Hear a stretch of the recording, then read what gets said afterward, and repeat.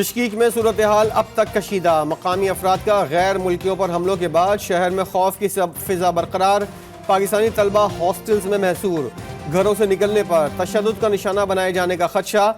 Bishkek سے مزید 2 پروازیں لاہور اور اسلام آباد ایئرپورٹس پہنچ گئیں۔ لاہور میں وفاقی وزیر اطلاعات عطا تاڑ، اسلام آباد میں وفاقی وزیر مصدق ملک نے طلبہ اور دیگر مسافروں کو خوش آمدید کہا۔ ایئرپورٹ پر رقت آمیز مناظر۔ بشکیک سے ایک اور فلائٹ رات 2 بجے مسافروں کو لے کر پہنچے گی۔ وزیر خارجہ اسحاق ڈار 21 مئی کو کرغز ہم منصب سے ملاقات کریں گے۔ صرف پاکستانیوں کے خلاف نہیں تھا، اس میں انڈین اسٹوڈنٹس بھی تھے، اس میں بنگلہ دیشی اسٹوڈنٹس بھی تھے، عرب اسٹوڈنٹس بھی تھے، اور اوبیسلی ہمارے پاکستانی بچے اور بچیاں بھی تھیں۔ جو 3 کمرشل فلائٹس، اسپیشل فلائٹس کا ارینجمنٹ ہے، اس کے ذریعے تقریباً 540 اسٹوڈنٹ جو ہیں وہ آ سکیں گے۔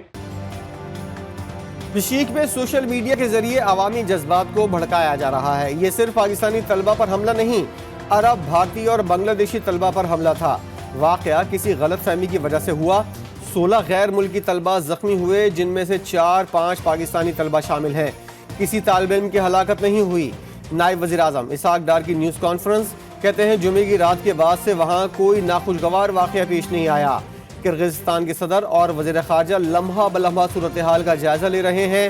آج خصوصی پروازوں کے ذریعے 540 طلبہ کو واپس لایا جائے گا۔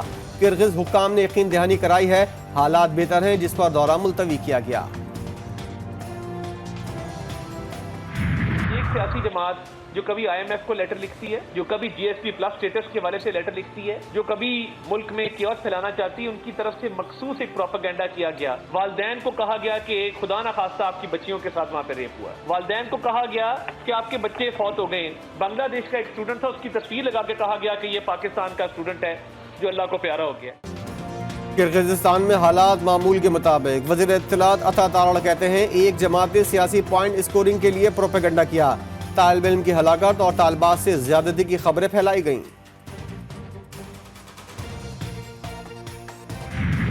بشکیک میں متعدد پاکستانی طالب علم اب بھی محصور۔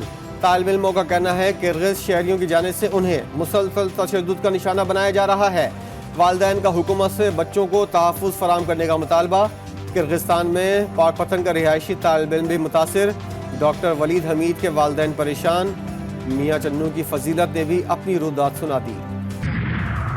کرغزستان میں خیبر پختونخوا کے بھی ہزاروں طلبہ پریشان۔ اہل خانہ کے غم پر وفاق کی سرد مہری افسوسناک ہے۔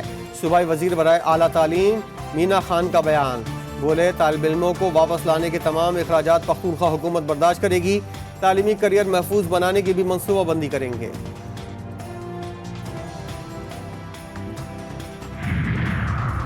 صدر مملکت کی ہدایت پر ایوان صدر کا کرغزستان میں پاکستانی سفیر سے رابطہ۔ بشکیک میں پاکستانی طلبہ کی حفاظت کے لیے اقدامات لینے کی ضرورت پر زور۔ طلبہ کی حفاظت اور تعلیم جاری رکھنے کے لیے اقدامات کرنے کی ہدایت۔ پاکستانی سفیر نے بتایا کرغزستان میں پاکستانی طلبہ کی سیکیورٹی کی صورتحال بہتر ہو رہی ہے۔ کرغز حکومت واپس جانے والے طلبہ کے لیے آن لائن کلاسز کا اہتمام کرے گی۔ Army chief general Asim Munir سے Australian chief of defence forces کی ملاقات۔ ISPR کے مطابق ملاقات میں 2 طرفہ امور پر تبادلہ خیال کیا گیا۔ آسٹریلین فوجی سربراہ نے انسداد دہشت گردی آپریشنز میں پاک فوج کی کامیابیوں کا اعتراف کیا۔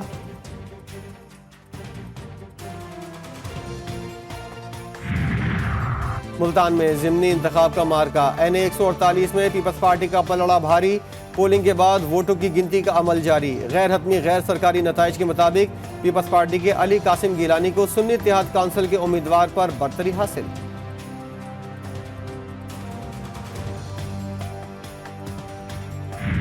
اب تو وہ چیف جسٹس کو بھی دبنگ آدمی کہتے ہیں۔ لگتا ہے چند دنوں کے بعد جو ہے وہ آرمی چیف کو بھی دبنگ جو ہے سپہ سالار کہیں گے۔ یہ اپنے اقتدار کی ہوس میں جس طرح جنرل باجوہ کو تاحیات جو ہے ایکسٹینشن جو ہے آفر کر رہے تھے، لیکن یہ بہت کچھ آفر کر سکتے ہیں۔